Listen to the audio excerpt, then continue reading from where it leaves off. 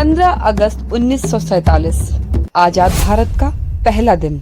लेकिन इस सुनहरी सुबह से ठीक एक दिन पहले 14 अगस्त 1947 को जब लॉर्ड माउंटबेटन कराची से दिल्ली लौट रहे थे, तब उन्होंने अपने विमान से पंजाब के आसमान में फैला काला धुआं साफ साफ देखा। क्योंकि एक तरफ देश के करोड़ों लोग आजादी का जश्न मनाने की तैयारी कर रहे थे, वहीं दूसरी तरफ लाखों लोग बंटवारे की आग में जल रहे थे। उस धुएं ने मानो आजादी की चमक को भी धुंधला कर दिया। उसी शाम पंडित जवाहरलाल नेहरू के घर अचानक फोन की घंटी बजी। फोन उठाते ही उनके चेहरे का रंग फीका पड़ गया, गला सूख गया और आंखें आंसुओं से भर गईं। खबर थी कि पाकिस्तान के प्रशासन ने लाहौर में सिख और हिंदुओं का पानी काट दिया है। जो औरतें और बच्चे पानी की तलाश में जा रहे हैं, उन्हें चुन चुन कर मारा जा रहा है और लोग तलवारें लिए रेलवे स्टेशन पर घूम रहे हैं ताकि वहां से भागने वाले हिंदुओं और सिखों को मारा जा सके। ये सुनकर नेहरू जी का मन भर आया था। तभी इंदिरा गांधी वहां पहुंचती हैं और पूछती हैं कि क्या हुआ। नेहरू जी बेहद धीमी आवाज में कहते हैं कि मैं आज मेरा इंतजार कर रहे करोड़ों देशवासियों को कैसे संबोधित कर पाऊंगा। मैं कैसे बता पाऊंगा कि मैं आज भारत की आजादी पर खुश तो हूँ, पर मेरा लाहौर जल रहा है।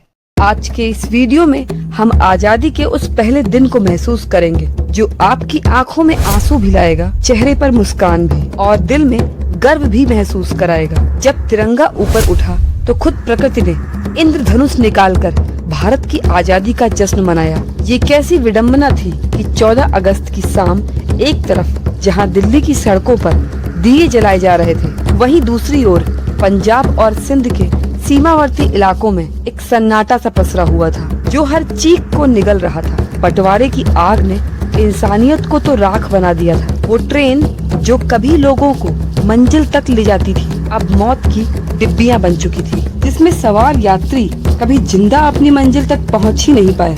लाहौर, रावलपिंडी, सियालकोट और अमृतसर, हर गली में कत्ले आम हो रहा था। एक दूसरे से कंधे से कंधा मिलाकर चलने वाले हिंदू मुस्लिम अब एक दूसरे की जान के भूखे बने हुए थे। लेकिन सच तो ये है कि दंगा करने वाले लोग महज 5% थे, जबकि 95% तो बस उसका शिकार बन रहे थे। वो न किसी जाति के थे, न किसी धर्म के, बल्कि वो भारतीय थे। हजारों लोग सीमाओं पर भटक रहे थे, न वतन रहा उनका और न घर। और पंडित नेहरू भी इन सब से बेखबर नहीं थे। वो हर एक खबर सुन रहे थे। आजादी उन्हें उस रूप में नहीं मिल रही थी जिनका सपना उन्होंने और उनके साथियों ने देखा था। उधर इंदिरा गांधी अपने पिता को दिलासा देने में लगी हुई थी, क्योंकि अगर वो टूट जाते तो पूरा देश ही बिखर जाता। ऐसे में नेहरू जी ने अपना ऐतिहासिक भाषण लिखना शुरू किया। इसको उन्होंने नाम दिया डेट विद डेस्टिनी। तभी उनके सचिव एमओ मथाई ने कहा कि डेट शब्द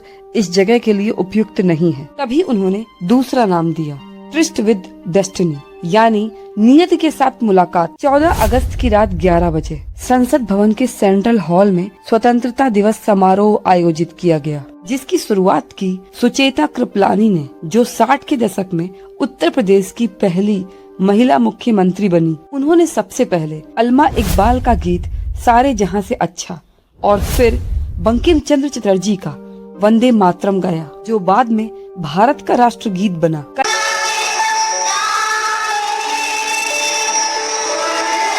कई नेताओं ने महात्मा गांधी की तारीफ में कुछ बोल कहे। अपनी श्रद्धा और भक्ति का उपहार महात्मा गांधी को भी भेंट कर 30 वर्षों से वो हमारे पथ प्रदर्शक बने रहे हैं। फिर ठीक 11:55 पर प्रधानमंत्री नेहरू की आवाज गूंजी। बहुत सालों पहले हमने नियत से एक वादा किया था और अब वो समय आ चुका है कि हम उस वादे को निभाएं। शायद पूरी तरह से तो नहीं, लेकिन बहुत हद तक जरूर। आज आधी रात जब पूरी दुनिया सो रही है, तो भारत आजादी की सांसें ले रहा है। आगे उन्होंने कहा, अच्छा है कि इस वक्त खास तौर से इस बात को याद रखें, आजादी के दरवाजे पर हम खड़े हैं, कि हिंदुस्तान किसी एक फिरके का मुल्क नहीं है, एक मजहब वालों का नहीं है, बहुत किस्म के बहुत धर्म और मजहबों का है। अगले दिन के अखबारों के लिए नेहरू ने अपने भाषण में 2 पंक्तियां जोड़ी। वो लोग भी हमारे हिस्से में हैं और हमेशा हमारे ही रहेंगे, जो राजनीतिक सीमाओं की वजह से अलग थलग पड़ गए हैं। फिर रात के 12 बजते ही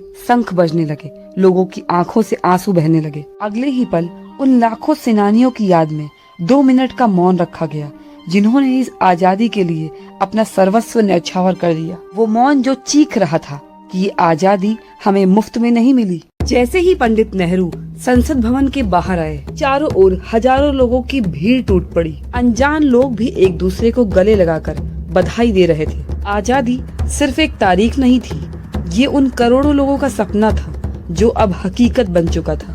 15 अगस्त 1947 आज था आजाद भारत का पहला दिन। 8:30 बजे लॉर्ड माउंटबेटन ने पंडित जवाहरलाल नेहरू को भारत के प्रथम प्रधानमंत्री के रूप में शपथ दिलाई। करीब 200 वर्षों के लंबे संघर्ष के बाद हमारा देश आखिरकार आजाद हो चुका था। एक तरफ करोड़ों भारतीय आजादी की खुशी में झूम रहे थे, तो दूसरी तरफ लाखों लोग बंटवारे के दर्द से कराह रहे थे। उस शाम लगभग 5 बजे दिल्ली के इंडिया गेट के पास स्थित प्रिंसेस पार्क में ब्रिटेन का झंडा उतारकर भारत का तिरंगा लहराया जाना था। अधिकारियों का अनुमान था कि वहाँ करीब 30,000 लोग आएंगे, लेकिन दोस्तों देखते ही देखते वहाँ लाखों लोगों का सैलाब उमड़ पड़ा। प्रत्यक्षदर्शियों के अनुसार उस दिन वहाँ इतनी भीड़ थी कि पूरी व्यवस्था ही चरमरा गई।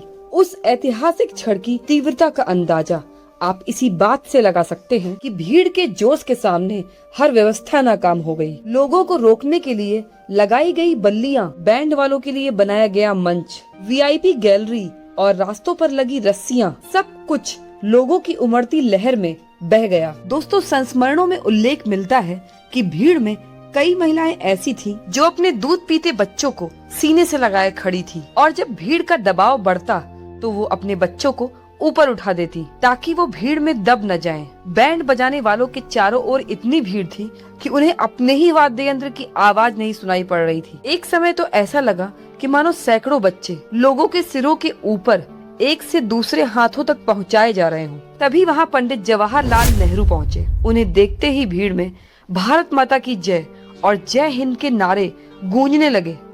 इस दृश्य को पहली बार देखने वाली 17 साल की पामेला माउंटबेटन की आंखें हैरानी से फैल गईं। जब उन्हें मंच तक पहुंचना नामुमकिन लगने लगा तो पंडित नेहरू ने मंच से चिल्लाकर कहा कि लोगों के ऊपर से चली आओ, उन्हें बुरा नहीं लगेगा। पामेला ने कहा, मैंने हील्स पहन रखी है।